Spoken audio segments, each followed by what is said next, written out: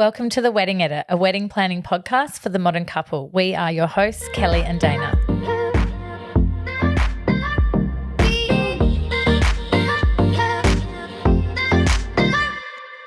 Welcome back to another episode of The Wedding Edit. It's so easy when you're planning your wedding to forget things because you can get decision fatigue or heaps overwhelmed with all the decisions that you need to make. Yeah. And you're not a professional wedding planner either. I'm saying that looking at you. Yeah, well, yeah, true. Most people aren't. But Dana and I were talking about some of the most common things we see people forget on their wedding day. Yeah. From our own personal experience, what we've heard on the grapevine. And we just thought it would be really helpful to do an episode on the top most common things that people seem to forget on their wedding day. So make sure you take some notes. Yes, write down the things that you think that you'll forget. Yeah. Make sure that you plan them. Yeah, exactly. So before we get into it, Dana, have you got you were talking about how you've got some stories where you've experienced couples forget some key things on their wedding day. What have you seen? Well, some of them are like a little bit like an underlining kind of thing. So, you know, the timeline for the day is just like you need to have that kind of really structured. That's something that people often forget to kind of do, and then things run behind and lots of issues can happen. Yeah. But one thing that we see a lot, I mean like a lot, is the cake knife. It always gets to the time where it's like, let's cut the cake. And then they're like, there's no knife here. Yeah, like, and then it's like this ugly kitchen knife with a black handle and you're like, oh, yeah.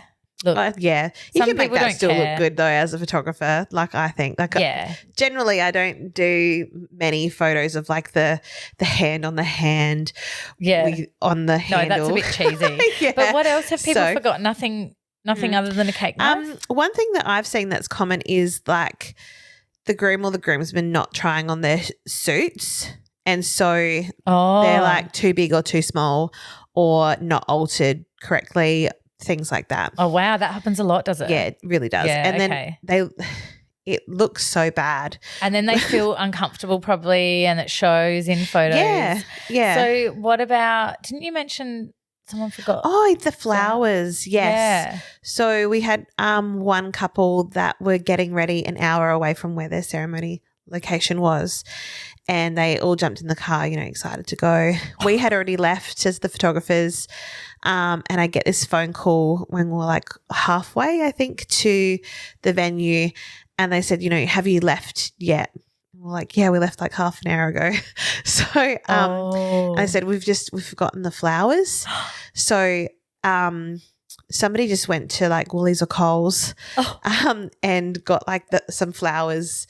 What? And they walked down the aisle with these supermarket flowers. No, they didn't. They did. Oh my gosh, you're like so shocked. That is shocking.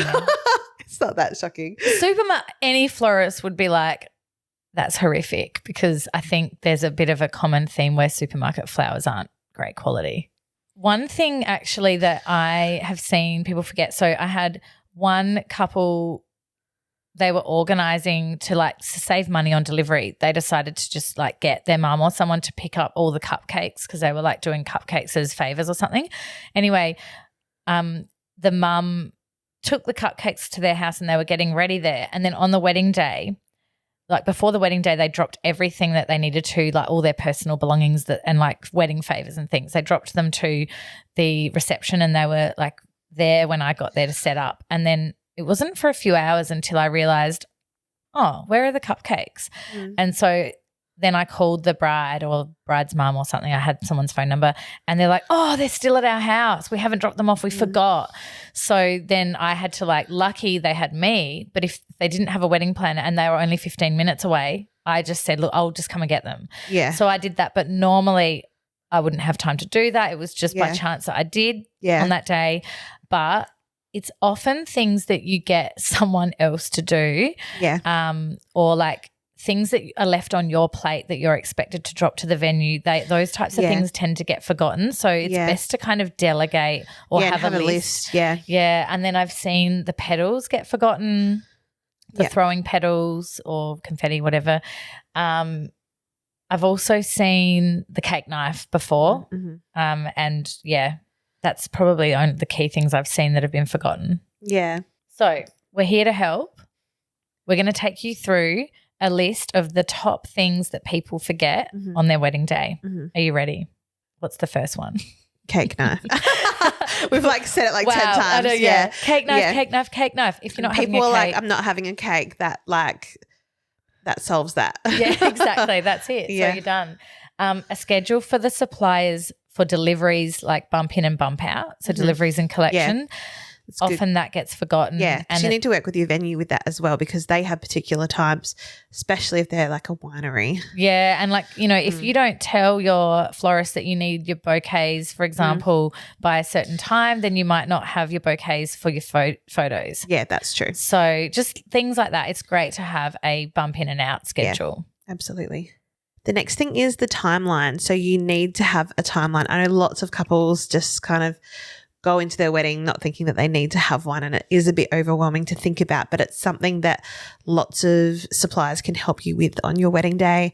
Just kind of gathering that information and having like a loose time to start with of like what time you want things, like your ceremony, reception, that kind of thing. Making sure that you've got enough time for things, but that's the biggest thing, just making sure you've got enough time for everything. You don't want like too much time. So that's why it's really important to talk to your vendors about that as well, just so that you don't have like 4 hours between the ceremony and reception, and then you're like, you've just got all this time and then the photographer's leaving, before your first dance or whatever. So yeah, you want to make sure that you've got everything that's important to you covered. Yeah. And also that you've given this to your MC and to your suppliers, because if the MC has a different run sheet to the venue, to the photographer, like you've got a problem. Yeah. And that happens a lot. It does. Yeah.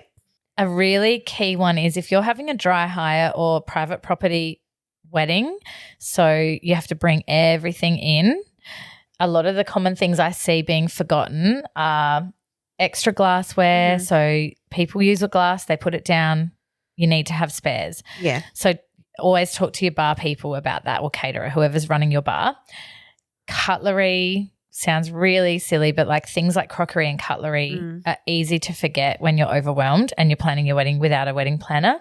Toilet amenities. So if you've got portaloos or whatever, I've seen actually one of my clients forgot hand soap and paper towel. So really simple, and it wasn't until on the day that I noticed it that they, I'm a stylist, I don't buy hand soap and paper towel for my couples, but if they don't book my full package, I'm not going to really think about that. But on the day I remember going into the bathrooms and going, there's nothing in here. So I ran down and fixed the problem again, went down to Coles. Supplier tableware. So you can't just get tableware for your wedding supply, for your guests. You've got to also have cutlery, crockery, and, whatever your suppliers need to eat from. So if you've got to work out how many supplier meals and then get extra plates, get extra cutlery for them. And then ice for the bar and drinks. Yeah. So those are some of the key things. Yeah, unless you want to have like a lukewarm beer. That's so gross. So the next one is transport, like how everyone is getting home at the end of the night. Yeah. So like you might be thinking about, if you have it far away, you might have a bus, but then also thinking about your wedding party that are getting ready with you. How are they getting home? Exactly. And how are you, the couple, getting home? Exactly. So all of that needs to be factored in as well. Yeah. General care is another one. So just looking after yourselves on the wedding day, eating, providing breakfast, lunch for your wedding party, Drinking for yourself, drinking lots of water, wearing sunscreen. Yeah. That there are some key things that people often forget. Yeah. Because you don't want to be like mid-ceremony and feeling like you're going to faint because you haven't eaten. Yeah, exactly. Yeah. A plan B weather backup plan, and that's whether it's hot or like raining, you need to have a backup plan. Like there just needs to be, even if something was to happen to your venue, like you need to have some sort of a backup plan. Like the weather is so unpredictable. Yeah, it really is. Any time of the year as well. Speeches. So if you're giving a speech, actually writing your own speech, don't wing it on the day because it could go pear-shaped. Yeah. And you'll forget someone. Yeah, and having notes for your MC if you need to guide them on a few things or you want them to say something specific on your wedding day, like a thank you or acknowledging people who, you know, are no longer with us, that sort of thing. Yeah. It's something that can be forgotten is giving your MC some key notes and things that you need them to read out. Even having like multiple copies, so having something in the cloud as well as having like a paper copy so that you do have a backup for that as well. Well, because your MC might forget to bring a paper copy along, and if you don't have anywhere to access it, you know, and they come panicking to you, you can't rely on them to remember. So always good to have backup. Absolutely. Your sparklers, if you're having a sparkler exit.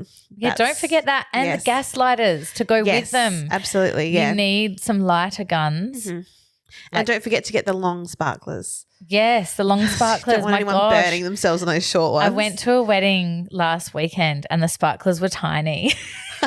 And we did a sparkler exit, but I was like, it's getting close to my fingers. So the other thing is that you don't actually need like 10 lighter guns because you can actually just light the first 2 of each row and then everyone can light each other's sparklers. Or if there's candles as well, they can do that. People don't often know that. But just don't ever light more than 5 together at a time because they like oh wow, they like explode. Yeah. It's really bad and really hot and you will have no eyebrows left.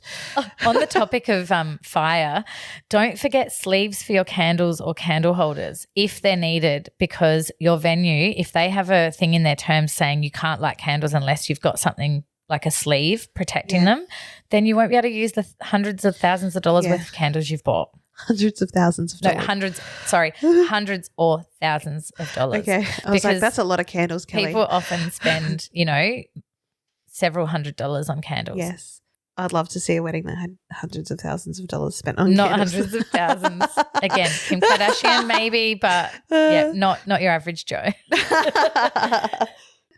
So making sure you've got adequate lighting is really important as well because some venues like Dry Hire and things like that are really dark or they don't have any lighting at all. Yeah. So or if you're out in a paddock, you need like lighting so that people can see their way in the dark to the portaloos or whatever. Oh, absolutely, yeah.